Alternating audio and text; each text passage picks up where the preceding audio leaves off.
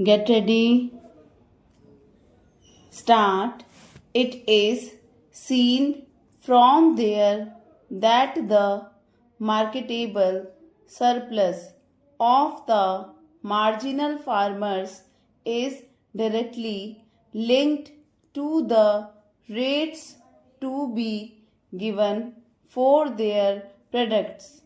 We see here that whenever the Agricultural Prices Commission advises the government to fix the prices, the economists say that it will create inflation and that there will be transfer of resources from the urban to the rural population and so on. I do not know what actually it means, but the difficulty is that they are not giving proper prices to the farmers for their products. For that purpose, if the marketable surplus is to be taken from farmers, then care has to be taken particularly with regard to the distribution of land, whether it is in Delhi or anywhere else in this country, so that proper relationship is maintained whereby marketable surplus is made available. Now, I do not want to go into the question of small farmers and large farmers. My honorable friend on the other side has given out his own views, but very recently we have seen some Russian experts expressing the opinion that small farms are not productive to the extent desired and that they require a different type of services to see that the small farms are productive in our country.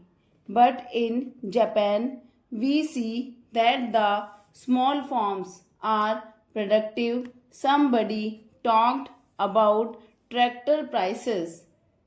We see that the prices of fertilizers, oil, and so many other inputs have increased to such an extent that to the farmer who is going to get such land out of this surplus land to cultivate it and make it an economic and viable unit requires some efforts for giving him incentive prices.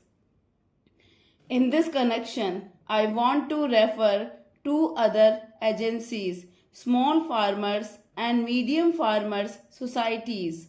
Now, the scheme of rural banks, the efforts of the nationalized banks and the cooperative banks are there.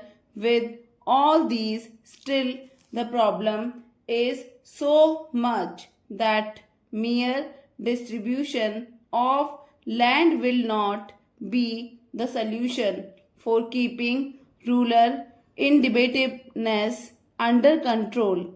For that purpose, I think more risk oriented capital has to be put in subsidy on agricultural inputs, incentives on mechanization scheme have to be given at such level whereby the marginal farmer or the small farmer will be induced to produce more.